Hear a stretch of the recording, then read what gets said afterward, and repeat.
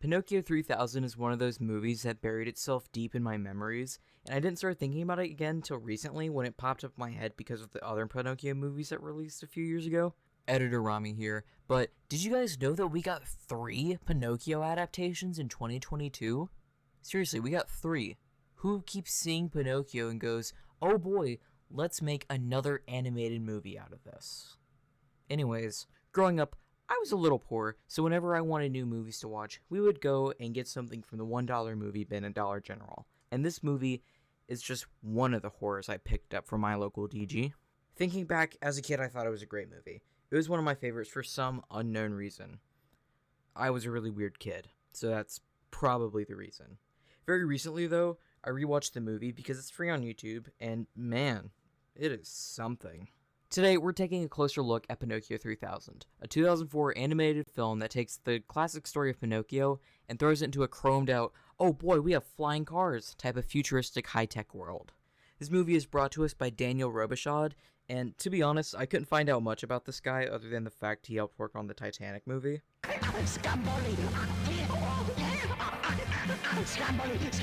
Let's take a moment to talk about the animation. P3K has that early 2000s kinda good, kinda bad animation. It's good enough for the time, but it feels a bit off. The character's movement is alright and it isn't super stiff or anything, but the backgrounds are so simple. The city looks like it's just floating in this white, foggy void, which I guess is meant to make it look like it's polluted or something, but it just looks weird.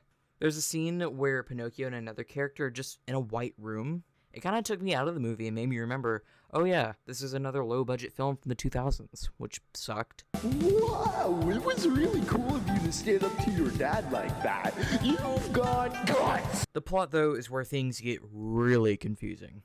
Because it's just so genuinely weird.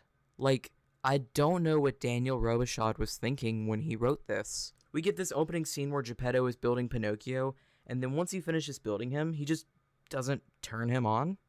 What? You spent all this time building this guy and you're not going to boot him up?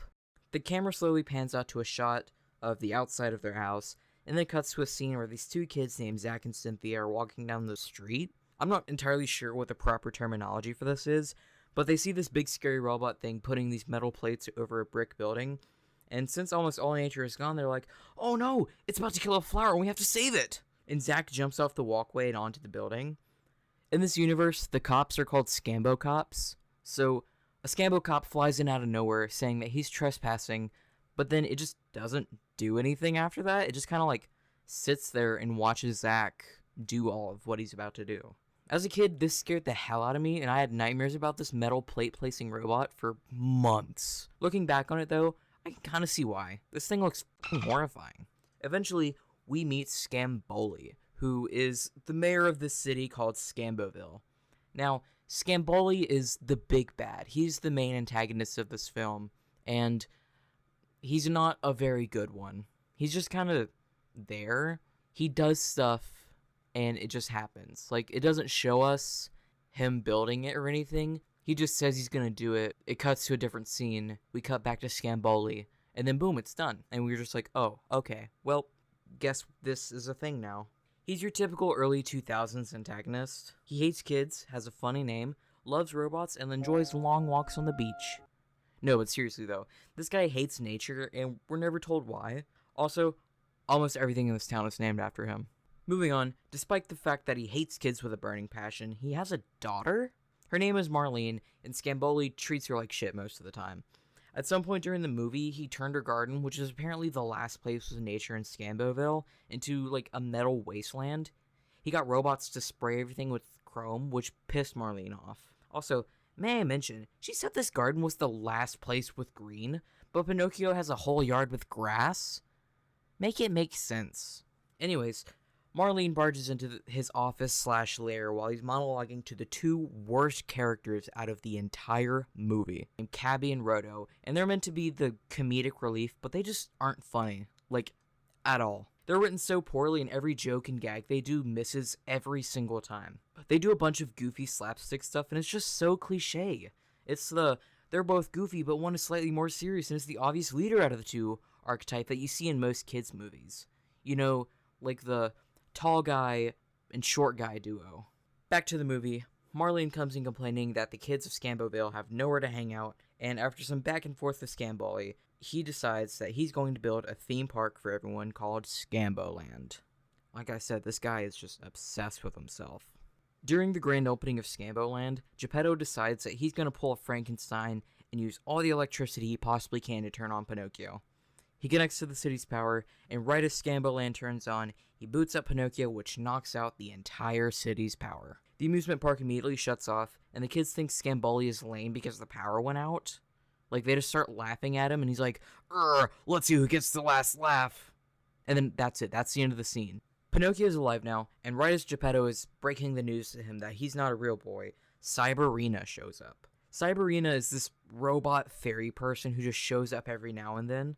She says that if Pinocchio learns the difference between right and wrong, she'll turn him into a real boy. She makes it so that his nose will grow if he lies, and then she vanishes. Also, Pinocchio does this weird thing where, like, whenever someone says something to him that he needs to remember, he says out loud, "Save to memory." And honestly, it got really annoying, but then he just stopped saying it after the first half of the movie. But anyways, the next few scenes are just world building and filler stuff. We see Cynthia and Zach again, and apparently Cynthia has this magic umbrella that makes people have good moods. I don't know, it wasn't explained in depth, so we're just gonna go with it. Marlene meets Pinocchio, and she hates him because he's a robot. So because of that, they skip school together? Yeah, like, they just kind of take her car and drive to her garden. Mind you, these kids look like they're 12, and she's driving. I don't know if in Scamboland you don't need a license or something, but I don't know. It was weird. Once they're at Marlene's garden, they do this whole imagination game thing where they see who has a better imagination. Marlene wins, and Pinocchio gets mad and steals the medal from her because he thinks he did better by imagining 56,232 teraplops of information. Like, this is what they said in the movie. What the hell is a teraplop? Anyways, he's butthurt about this whole thing for a few minutes, and then he just admits that Marlene was the true winner and that her ideas were better, and that's that? He was upset about it for maybe 3 minutes, and honestly, at this rate, he's more bipolar than me for doing that.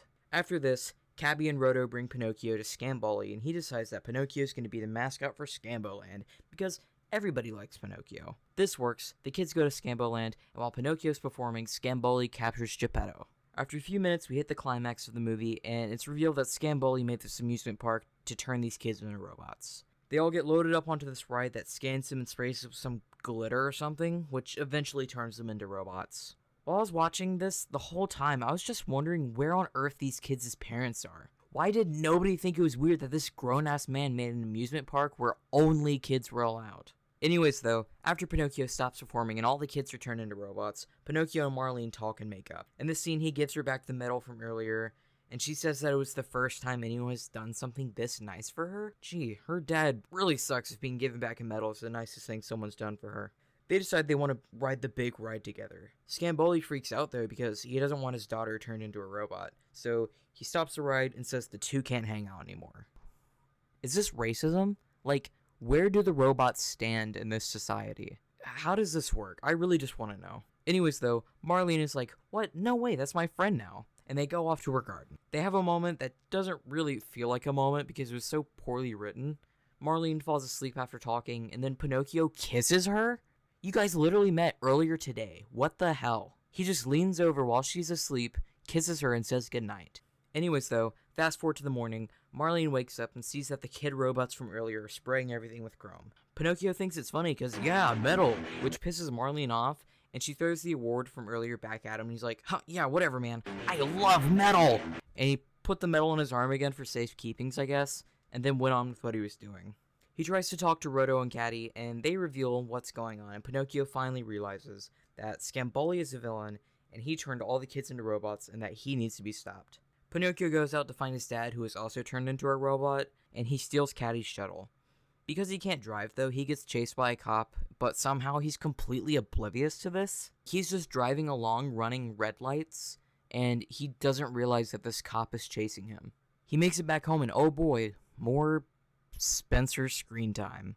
This penguin is so genuinely annoying. Like, this is the worst character out of the entire movie. Every time he talks, he does this bit where it's like, oh, my cousin Sean Penguin says you have to break some rules to make an omelet. Which, other than annoying me, these sayings really just confuse me, because what the fuck does that mean? Spencer and Pinocchio go back and look for Geppetto. Marley and Scamboli fight. Eventually, they all make it back to Ground Zero, Scambo Land. They have an ultimate showdown. Spencer and Pinocchio run into this other ride called the Tunnel of Danger, and it's this big VR tunnel thing where they have to drive through it and avoid obstacles, because if they run into them, they'll die. Pinocchio pulls out the metal he put away earlier, and he uses it as a mirror and aims it at a laser being shot at him, which makes it blow up, and then, woohoo, problem solved. Scamboli loses the game, and that's the end of the movie. At least that's what I wish happened. There's another 10 minutes of movie after this.